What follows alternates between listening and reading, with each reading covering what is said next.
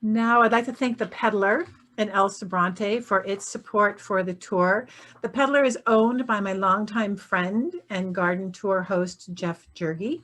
Some of you may have been to Jeff's beautiful local native plant garden at his home in Pinole in earlier years on the tour. Jeff has been a long time garden tour host. Or perhaps you've been to the Peddler and have seen the native plant garden that Jeff has planted outside the store. But back to bikes, the Peddler is proud to be your local bike shop, offering bike enthusiasts in the San Francisco Bay Area a comprehensive selection of quality bikes and gear, and service and repair for your bike when it needs it. Shop online or visit the Peddler. However you ride, the Peddler is here to meet your cycling needs. You can call them at 510-222-3420 or visit them online at theped.com.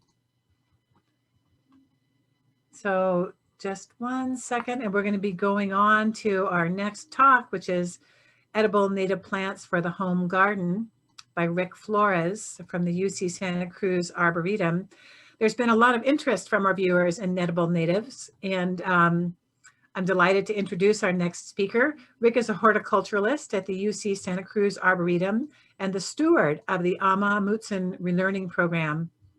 As steward of the Relearning Program, Rick fosters the relationship between the Ama Mutsun tribal band and the Arboretum, oversees educational programming, and helps displays of culturally important native plants. So let me go and greet Rick. And hi, Rick, how are you? I'm well. How are you doing today? Good. I'm fine, thank you. Thank you for joining us today. Oh, you're welcome. Thank you for having me. I'm going to go ahead and share my screen. Please, thank you.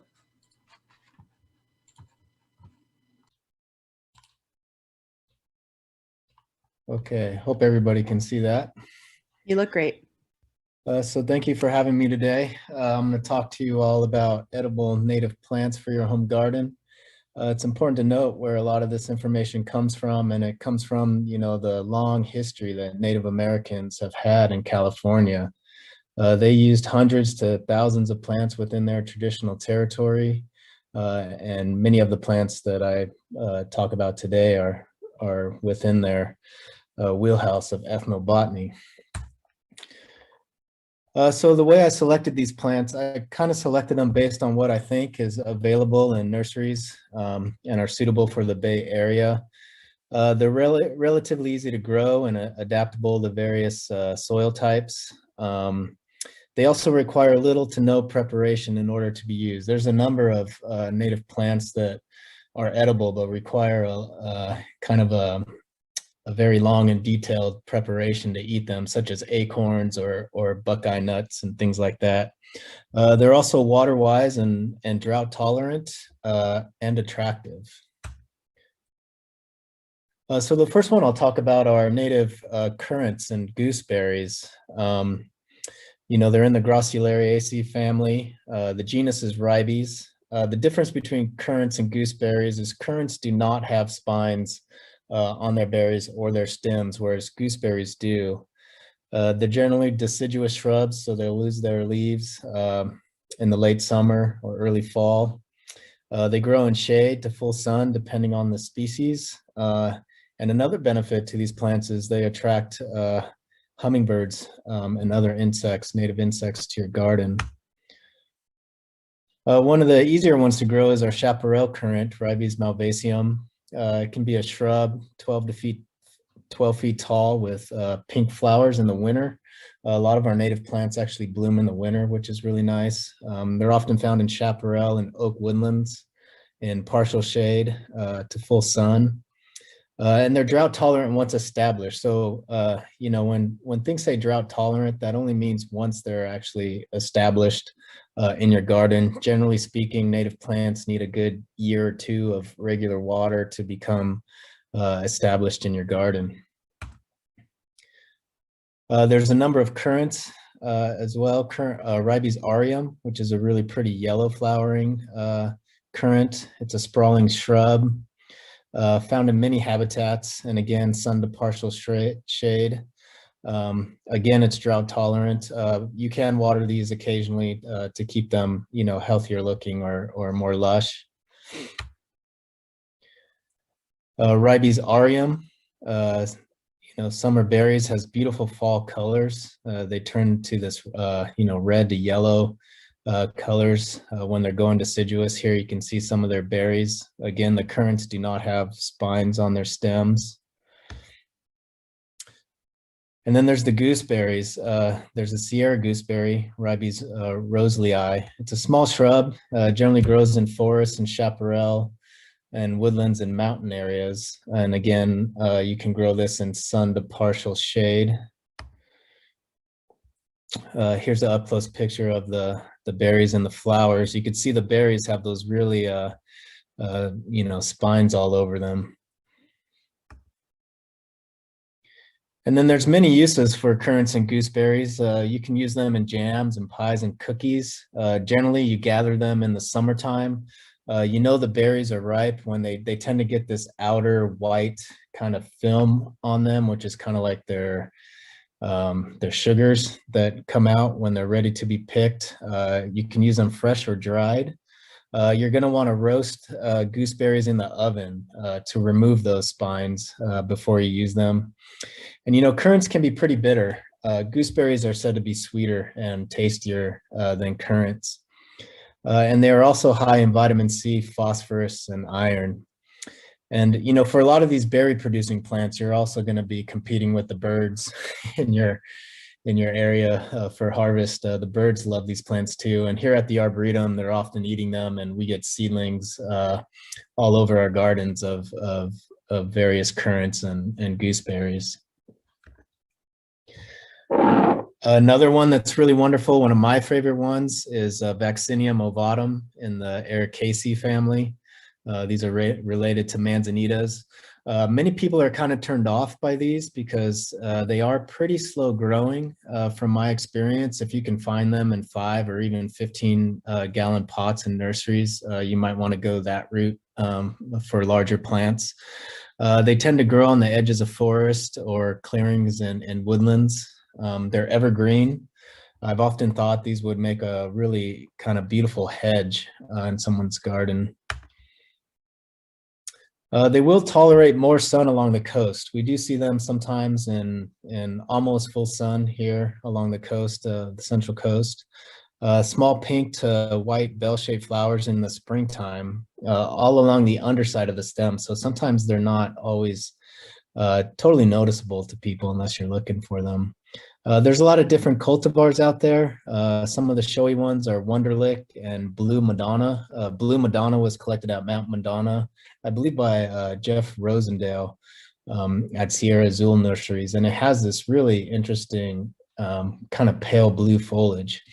These will also attract hummingbirds to your garden as well. But some of the uses, again, you're going to want to gather them in the summertime. Native people, the way they would harvest these is they would not just pick the individual berries off the plant. They would cut the entire stem that the berries were on. And this is, kind of similar to what we do in horticulture and pinch pruning, is that if you're cutting off the entire stem at that cut point, the next season of growth, you'll get 2 branches instead of 1, and that actually increases the berry production of the plant. You want to use these fresh. They can be used in jam. Again, in baked goods such as pies, bread, muffins, and cookies, or they're very delicious raw right off the plant. Another one is our blue elderberry, not to be confused with our red elderberry. The red elderberry is poisonous. You want to be sure you're getting the blue elderberry, which is Sambucus nigris, a species Caerulea, formerly known as Sambucus mexicana. It's a deciduous small tree or large shrub that can grow up to 25 feet, and generally they're as wide as they are tall. It's typically a multi-trunked shrub or tree, but you can prune these into a single trunk. They're found in many habitats, primarily in sunny locations. They can be drought tolerant, but will also take moderate watering. will grow in partial shade, but grow in full sun is the best way for berry production.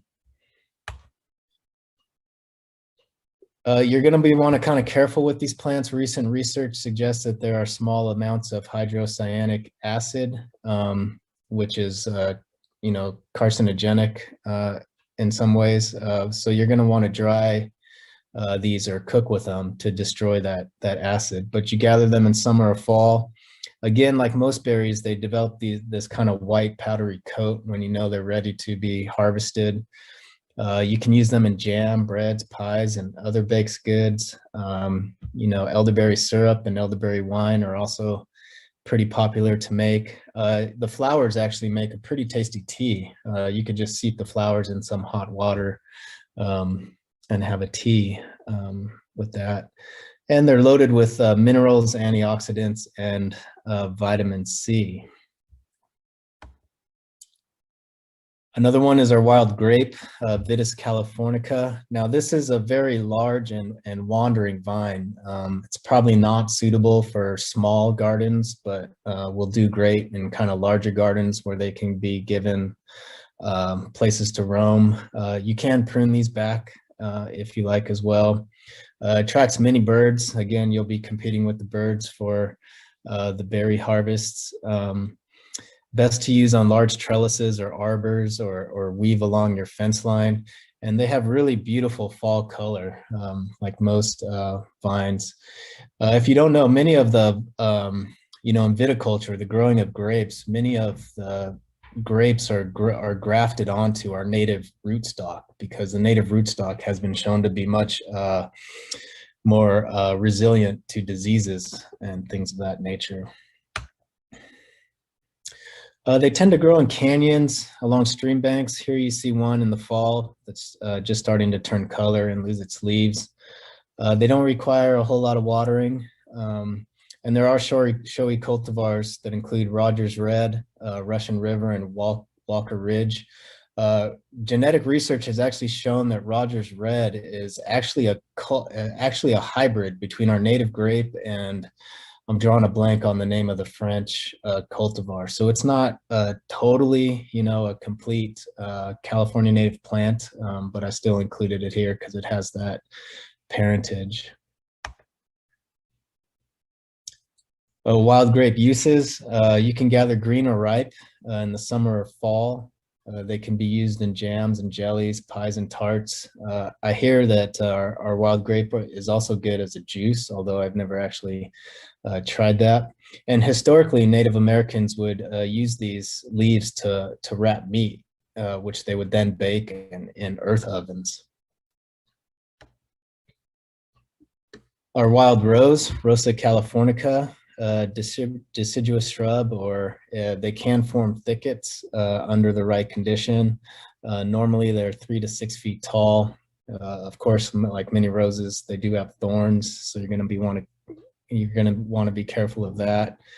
They're best used kind of in the background, pruned along the fence or a barrier. They tend to grow along stream banks and in seasonally wet areas. They can be drought tolerant, but I know that these do much better with some moderate watering. They stay lusher for longer. They can be pruned to the ground or coppiced in the fall to rejuvenate them if they start looking kind of sparse or leggy. And wild rose uses. I was told that you want to harvest rose hips in the winter after the first frost. They have edible fruits and flowers. You can use them in syrup. You want to use the ripe rose hips for the syrup. For jam, sauces, soup, or seasoning, you want to use the dried rose hips. I know in my work with the Amundsen Tribal Band, they often make a really tasty tea out of rose hips, dried fragaria or strawberry leaves, and our yerba buena, which is our native spearmint. Most recipes recommend removing the inner seeds prior to using them, and they are high in vitamin C, calcium, and iron. Another one are Oregon grapes or barberries, Barberries aquifolium and Barberries pinnata. They're evergreen shrubs of various size. You can grow these in sun to shade. They are pretty hardy plants and can be drought tolerant, although they will, you can use some supplemental water to keep them looking a little healthier and lush. Oregon grape tends to grow in dry, open, wooded slopes. They're infrequent to occasional watering. It's an erect shrub to 7 feet tall, which spreads by rhizomes. So they will spread. Here in our gardens, they spread pretty rapidly. They can be used as low screens or barriers and hedges. It's our native barberry, Barberries pinnata. They grow on rocky slopes, coastal bluffs, and several different habitats.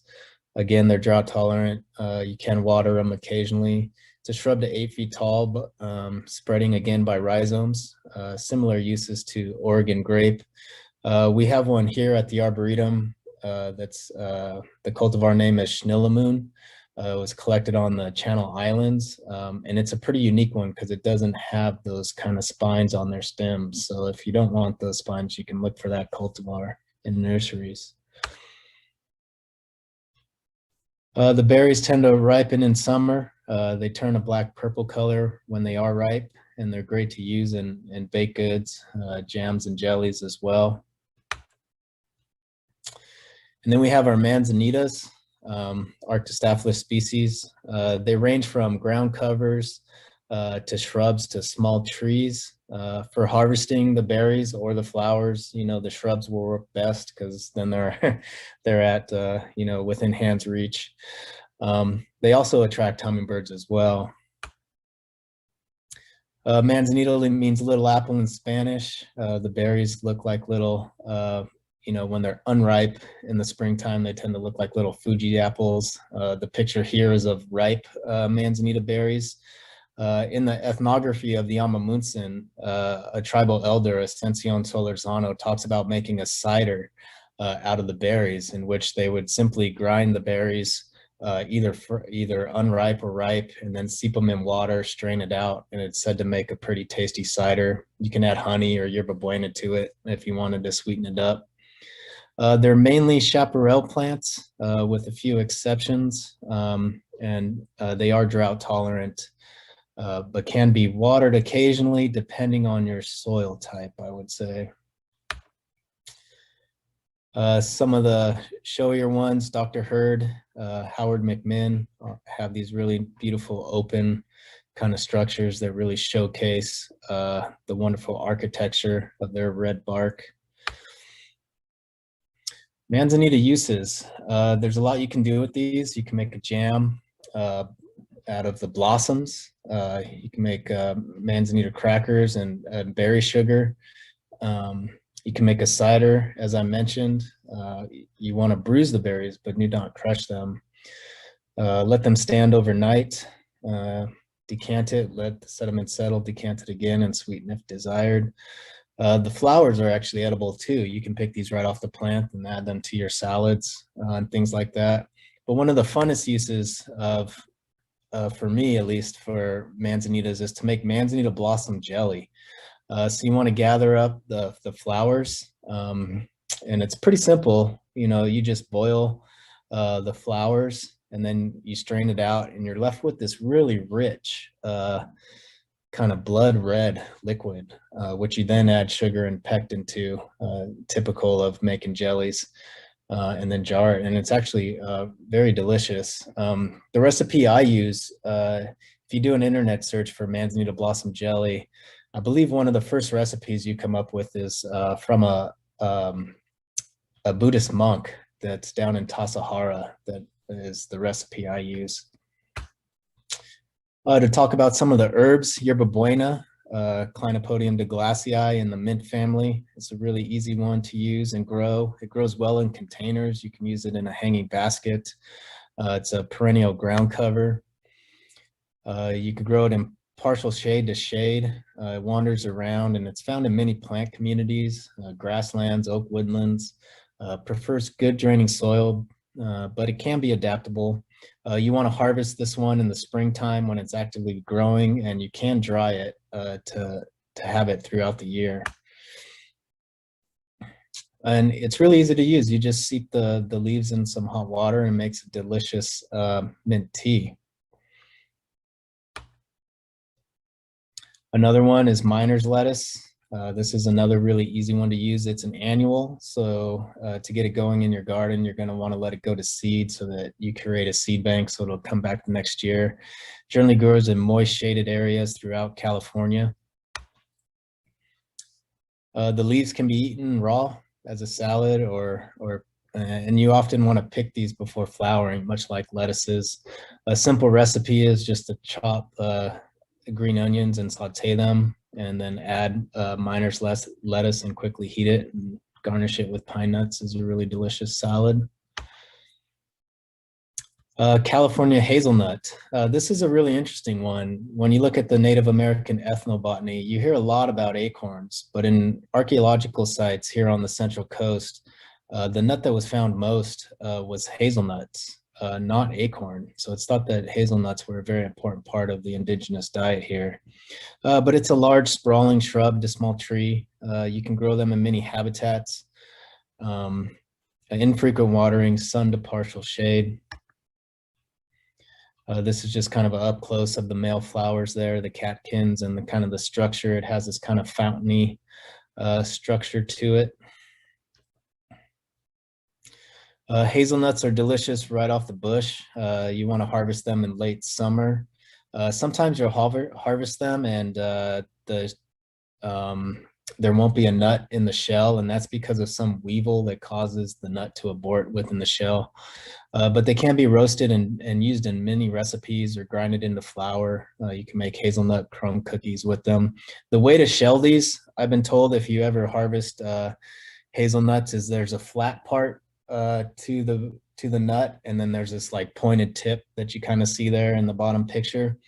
So you set the seed on the flat part, and then you just gently tap the top part of the nut there, the tip, and the nut splits perfectly in half when you do that, and you can harvest the nuts that way. And then to wrap it all up, you know, some useful books that I use for this are Seaweed Salmon and Manzanita Cider. This is a great book about native foods from an indigenous perspective. There's recipes and stories about native foods of both plant and animal foods. Another really wonderful book for this topic is a book called Living Wild by Alicia Funk.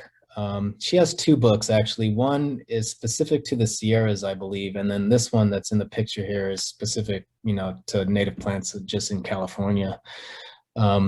But the first part of the book is how to grow the plants in your own garden, and then the last part of the book is like recipes and things you can use for the plants.